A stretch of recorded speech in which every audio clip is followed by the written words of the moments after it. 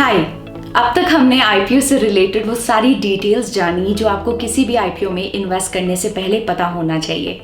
लेकिन अब आप सोच रहे होंगे कि किसी आईपीओ में अप्लाई कैसे करें, आईपीओ में शेयर्स अलॉट होने के चांसेस इंक्रीज कैसे करें, कैसे पता लगाएं कि आईपीओ में लिस्टिंग गेन्स के लिए अप्लाई करना चाहिए या लॉन्ग टर्म के लिए। इन सभी सवालों का जवाब हम आज के इस वैल्यू पैक्ड एपिसोड में आपको देंगे। अब हम आपको बताएंगे कि ग्रो ऐप के थ्रू आप आसानी से किसी भी आईपीओ में कैसे अप्लाई कर सकते हैं। सबसे पहले आपको अपने ग्रो ऐप के स्टॉक्स पेज पे जाना होगा। स्टॉक्स पेज में नीचे स्क्रॉल डाउन करने पे आपको आईपीओ सेक्शन मिलेगा जिस पे आप क्लिक कर सकते हैं। आईपीओ सेक्शन में आपको ओपन, अपकमिंग और रिसेंटली क्लोज्ड आईपीओज दिखेंगे। किसी भी आईपीओ की ओपनिंग डेट पे वो आईपीओ ओपन आईपीओज के सेक्शन में डिस्प्ले होगा। यहाँ आपको आईपीओ से जुड़ी सभी डिटेल्स जैसे कि listing date, issue size, lot size और मोस्ट इम्पॉर्टेंटली आईपीओ का रेड हेरिंग प्रॉस्पेक्टस यानी कि आरएचपी मिल जाएगा। इसके बाद आप अप्लाई बटन प्रेस करके किसी भी ओपन आईपीओ में अप्लाई कर सकते हैं। अप्लाई करने के बाद आपका बिड पेज खुल जाएगा जहां आईपीओ की मिनिमम ऑर्डर क्वांटिटी और बिड प्राइस अपने आप सिलेक्टेड होती है। आप चाहें तो आप नंबर ऑफ शेयर्स बढ़ा सकते हैं या ऐड बिड्स के बटन को दबाकर मल्टीपल बिड्स भी कर सकते हैं। नीचे आपको अमाउंट भी ब्लॉक दिख जाती है जो आपके यूपीआई अकाउंट में आईपीओ अलॉटमेंट होने तक ब्लॉक हो जाती है।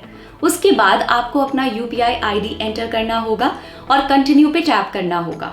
फिर आपकी डिटेल्स एक बार कंफर्म की जाती हैं जिसके बाद कंटिन्यू बटन पे प्रेस करके अपनी आईपीओ एप्लीकेशन कंप्लीट कर सकते हैं। इसके बाद आपको अपने यूपीआई ऐप में जाकर अमाउंट ब्लॉक रिक्वेस्ट को कंफर्म करना होता है। उसके बाद अपने आईपीओ का ऑर्डर स्टेटस आप ग्रो ऐप पर कभी भी देख सकते हैं। तो देखा आपने कितनी आसानी से ग्रो ऐप पर किसी भी आईपीओ में आप अप्लाई कर सकते हैं। आईपीओ में अप्लाई करना एक लॉटरी की तरह है। अक्सर आईपीओज में ज्यादातर लोग को आईपीओ अलॉटमेंट नहीं मिलती, इसलिए हम आपको कुछ ऐसी चीजें बताएंगे जिनसे आप अपने अलॉटमेंट ना मिलने के चांसेस रिड्यूस कर सकें। लेकिन आप ऐसा बिल्कुल भी ना समझिएगा कि इन प्रैक्टिसेस को फॉलो करके आपको पक्का अलॉटमेंट मिल ही जाएगा, बट हाँ, आपके चांसेस जरूर इम्प्रूव हो सकते हैं। कई लोग एक ही पैन से अलग अलग प्लेटफॉर्म्स पे मल्टीपल आईपीओ एप्लीकेशन सबमिट कर देते हैं। ऐसा करना अवॉइड करें। हाँ, अगर आप डिफरेंट पैन कार्ड से लिंक्ड मल्टीपल डीमैट अकाउंट से अप्लाई करेंगे तो आपके शेयर्स अलॉट होने के चांसेस डेफिनेटली बढ़ जाते हैं। इसलिए काफ़ी इन्वेस्टर्स अपने फैमिली और फ्रेंड्स के डीमैट अकाउंट्स खुलवाकर उनसे आईपीओ में अप्लाई करवाते हैं।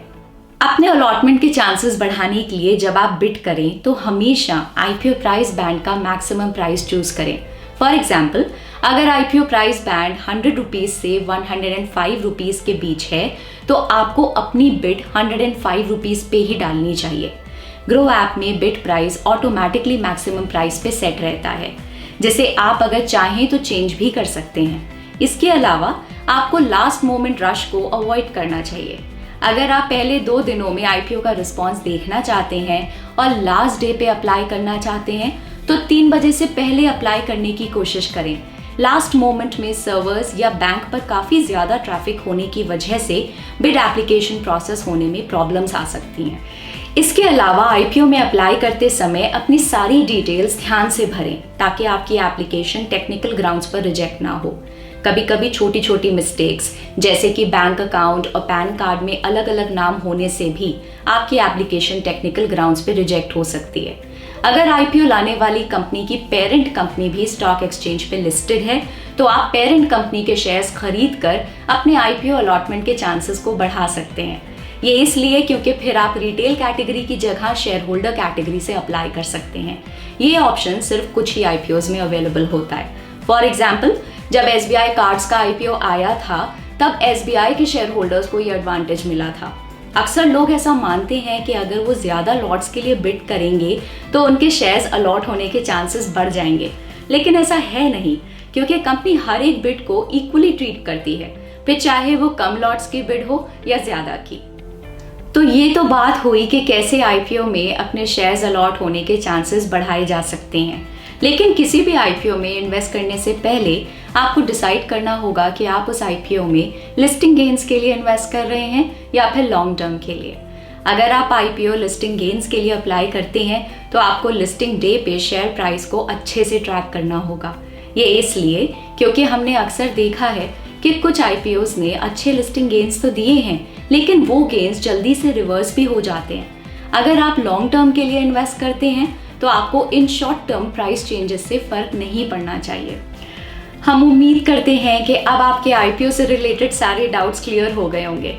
आने वाले कुछ एपिसोड्स में हम आपको कंपनीज के कॉर्पोरेट एक्शंस के बारे में बताएंगे, जैसे कि dividends, buybacks, stock splits, bonus, right issue etcetera. हम समझेंगे कि कंपनीज ये एक्शंस क्यों लेती हैं और इनका स्टॉक प्राइस पे क्या इम्पैक्ट पड़ता है। तो आने वाले एपिसोड्स काफ़ी इंटरेस्टिंग और फुल ऑफ वैल्यूएबल नॉलेज होने वाले हैं, जो आप एज एन इन्वेस्टर मिस नहीं कर सकते। तो मिलते हैं नेक्स्ट एपिसोड में। Bye bye.